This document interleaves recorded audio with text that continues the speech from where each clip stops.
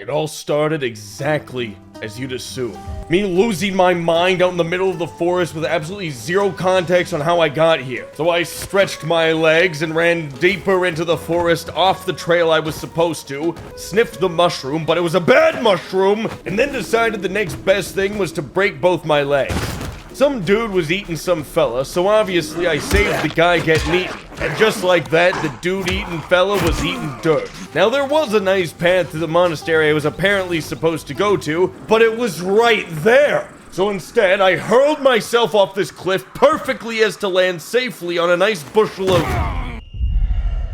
So I decided to take the scenic route, found a waterfall and got distracted without hesitation. And there I was, barreling down the rapids, gasping for air, made it somehow to dry land, vowing never to do that again, and then immediately did that again. At this point, I was so far off where I was supposed to be, so instead, I decided I needed to practice my kicking leg. My kicking leg was in fact in perfect working condition. I did eventually find the monastery, but I was on the opposite side of the building. So naturally, I climbed up using my heightened sense of big jump. I leapt over the roof and landed safely on... Hey, do you copy? Hello? Said the man as if both of his legs weren't now in his lungs. I made my way to some sort of infrastructure. And there, I found the... Generator. Okay. One step at a time. Step 1, bomb. Step 2, Step 3, Step 4, Step 5, Step 6, Step 7, Step 8, 9, 10, Step something. And just like that, I got all of my steps in. I started the generator so I could finally watch some Severance, and was cautioned to use extreme silence. No loudness allowed here. So anyways, that guy was dead, and I proceeded to take all of his nothing. I got spooked by some local painters, so I did what anyone would have in my situation, and asked them politely, yet firmly, to leave. Crane here. Do you copy? Is the site secure? I hope you're close. I'm almost there. I'll meet you at the top of the tower. Well, unfortunately for her, I was already heading for the bottom of the tower, which turned out to be a massive mistake. Luckily, in this situation, I had all I needed, a small knife. I thought I could run, but it turns out so could it. With that, my survival instinct kicked in and allowed me to panic at maximum capacity for a solid 2 minutes uncontrollably with dangerous levels of hyperventilation before remembering, wait, this game is about killing things. And when I remembered that, my true instincts kicked in and I beat the ever-living tar out of this Resident Evil-looking behemoth. Oh, he tried to call in reinforcements, but they were terrible and stupid. So I decided to grab his arm and bend it until... Oh wait, hold on. YouTube won't let me show this. Hold on. Let me just show you a drawing. Broke it off and then I leapt on his back and started punching straight through his spine, digging right to the other side. And then I took a quick 8-hour power nap to get ready for the worst time of day, night. Now I knew this game was dark, but I had no idea how dark until I launched myself through a small hole. And there I was, in pitch black nothingness. Flashlight, more like trash light. I couldn't see jack out here. In fact, I could see so little I was starting to hallucinate so bad I fell off a rooftop I guess I was standing on. But after my eyes started to adjust, I realized this wasn't so bad. I could actually... And so I went home and got a quick 8-hour power nap to awaken bright and early the next morning. I threw myself with great haste into the nearest dumpster, which seemed to upset the locals a fair bit. So I calmly greeted them, and we talked through the situation, and found out it made them incredibly uncomfortable that I was rummaging through their trash, that they'd prefer if I used more conventional means to leave my house every day. After we came to an agreement, I hurled myself off the nearest cliffside, got into it with some kind of person thing, and found the only thing that actually mattered to me in life now that I had discovered it. Life had just become infinitely easier. There was nothing I was afraid of now that I own my very own Large Wham 1500 V8 engine, twin turbocharged, naturally aspirated V10 6.7 liter diesel, fully carbonated direct injection pickup truck. Wham. It's willy tough. Unfortunately, like all trucks, this depreciated right off the lot, and mostly in quality condition. So instead, I just decided to test out the legroom in the crew cab to see if it's fun for the whole family. Turns out, this was really practical. But alas, the check engine light came on and... Olivia, you hear that? I think it was the spark plug. Well now, I wasn't gonna let not having insurance get me down. I had just acquired the only other thing that truly matters in life. And I can assure you that once you learn this one simple trick, every situation becomes impossibly more possible, and you are unable to fail ever again. But Huck, there was no time to waste. I needed to... Actually, never mind. These zombies required a swift drop kicking into the river. At the moment, nothing else mattered but accomplishing this task. The dopamine rush from this alone could probably power 30 dope mines. To survive out in the open, you need to take advantage of the terrain. Yeah, screw that! I was gonna create my own terrain, starting by paving these streets with the guts of all those that opposed me. See this speed limit? Yeah, I'm gonna go 41 to 45! This was my town now. And then somehow I got up here. Then I was going to the ice cream store. And before I knew it, some lady was trying to wash my car. However, I was stuck at some kind of unmarked stop sign, and in this sort of situation, there's only one plausible response. I detonated my car. Well, after all that, I finally started to make my way to the objective. But of course, as soon as I think I'm entering a safe zone... What happened here? A gun. The tool of a coward. This would never replace the crossbow meta. I would use this sparingly and only if absolutely necessary. Well, I ran out of ammo for some reason, so I had to get creative. And that's when I began chucking propane tanks around. However, I was now out of both ammo and propane tanks, meaning that I was completely out of ideas, except for Molotov cocktails. Naturally, I beat the demon using nothing but my bare fists, and after that, using nothing but a crowbar, and after that, with nothing but a giant hammer. But after that, I was on my own. But by then, the thing was already dead. And then, as I climbed the tower, I got hopelessly lost, and I was in desperate need for something to show me the way. I did dabble in a little lockpickery, but unfortunately, I was greeted by none other than door-to-door salesmen.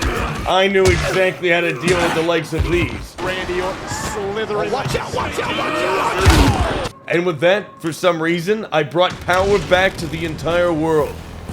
I ascended a grand staircase for no other reason than to fling myself out a local window and land safely on it. But don't you know, the night out here, it's treacherous. You need to take all the supplies you can muster and be incredibly careful because infected are attracted to noises. Be mindful before you make a noise that could trigger them or awaken virals, such as firearms or explosives. I did leave my stove on! I appeared to have alerted some kind of Karen of the night, and I wasn't equipped in the slightest to deal with that. And so I ran, bumping into my good pal Roger. I always hated Roger. Went bowling and sought refuge in none other than an open truck. I may have screamed loudly here, but I also screamed proudly as this degenerate heathen cowered by the great might of the color purple. I ensured that he learned a valuable lesson here today. And after ransacking the place, I headed back out into the beautiful, crisp night air, luckily coming across an ice cream truck where I could assert my dominance and become first in line. Naturally, the next place I found myself was in the basement of an abandoned church. Silence was of the utmost importance. And so I ran. And when I wasn't running, I was drop kicking. And when I wasn't drop kicking, I was pummeling with extreme prejudice. And then my meds kicked in, reminding me that anxiety is just a pyramid scheme made up by politicians to steal my socks. Fortunately for this guy, I found him just in time to save him. I also came across a glorious opportunity, electric fence but on the ground. But it appeared that my victims weren't taking to my scheme, so I went in to give them a little push, which was all a part of their plan. And right when you thought you'd seen it all, I learned charge leg kick. Now you see, drop kicking is easier, faster, better, and more practical in every single way. But look at this! Look at this little leg doing a little charge. Sure, it misses half the time and takes forever to be effective, but when it works, oh, it feels good. I heard something. It was in fact the sound of their kneecap shattering. I was so fast they couldn't even see me. The sheer might of my audacity was palpable. As one flew straight off the building, I realized the other would be quite a bit more difficult to— Never mind, there he goes. I then saved another guy from being robbed and visited the local grocery store. But I faced my fears and went back inside, and this time I was going against everything I believe in, and used stealth, which lasted for all but 2 nanoseconds before this nerd had to start freaking out. Things got out of hand quickly, and there I found myself, a top shelf item. I was objectified in the most literal form possible. I didn't have many options in this happenstance but to happen slash. However, I learned quickly that no matter what sticky wicket I'm in, God gave me these stomping dogs for a reason. But I had had enough. My quench for low prices was unthirstable, and not one of these minimum wage retail workers would leave this 9 to 5 unpunished for just simply doing their job. With that, I had everything I needed to drive my truck off a cliff. I then found the opportunity to save a man from losing a wrestling match, which he rewarded me for quite handsomely. Things were getting pretty rough out in this great expanse of a countryside, for a man in a truck is looked down upon because of what he drives, simply because we know it makes us better than everyone else on the road. But when my society is in danger of tall people taking over, there's only one logical course of action, and that's driving your truck directly into them, lighting it on fire, and then exploding it. Now, unfortunately, people over 6'2" are incredibly resilient, meaning that it's a 2-truck job. If you don't believe me, just check the comments. There's some 6'2"ers down there that will confirm it takes 2 trucks to slow them down. And so that's exactly what I did. I then had an opportunity to save another life, and in doing so, I ended 3 others. This was because I'm a hero. I saved this man and gave him a new long life of freedom. You showed up just in time. I was done with people. It was time for swimming, and nothing was gonna stop me from a good swim, except some psychotic jumping woman, and all she did was jump at me and be weird, and then go off and scream at nothing for no reason. She was incredibly irritating, and she was wearing her skin inside out like an absolute idiot. I realized the logical and humane thing to do here would be to slowly and painfully kill her to death, preferably with a baseball bat. But baseball bats make me angry, and that anger becomes a complete, absolute, and entirely utter and total, thoroughly solid and sheer outright. I did lose my train of thought, but what I didn't lose is my ability to turn this woman into a windmill that only turns 180 degrees because it was built halfway into the ground. So I did the next logical thing and injected myself full of her blood.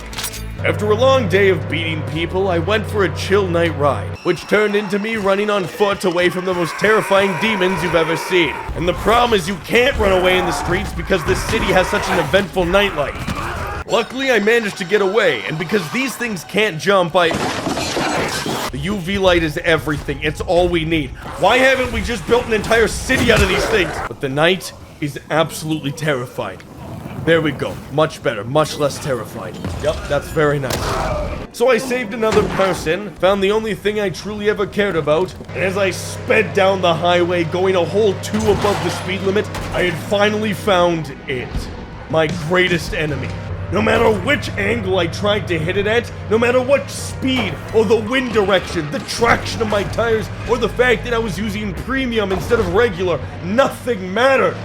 This right here, this is illegal. To put such a drive-uppable looking bridge without the ability to drive up it? Somehow my truck got stuck magically and beyond my understanding, but would I stop there? No! But unfortunately, truck number 2 didn't have the torque to get up this stupid bridge either. But the more I looked at this bridge, the more it mocked me, relentlessly, as if chortling something fierce in my general direction. Truck number 2 then got used up rather quickly, and in a series of events that took place, I disposed of it quietly and without drama. However, truck number 3 proved a formidable addition to the hopeful success of this endeavor, but alas, even with the torque of a snapping torcus, it was no use.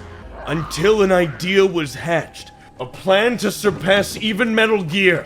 The infamous 2 trucks! With truck number 3 in position, truck number 4 knew exactly what it needed to do. With the expert skills of the world's most proficient driver and 2 trucks, there was no way this could fail. And fail, it did not. As I approached the peak of the bridge's archway, with a view so astoundingly breathtaking you'd believe looks could kill, That's exactly what I did. I drove my truck into the biggest sack of garbage I could find and blew the frick right out of them.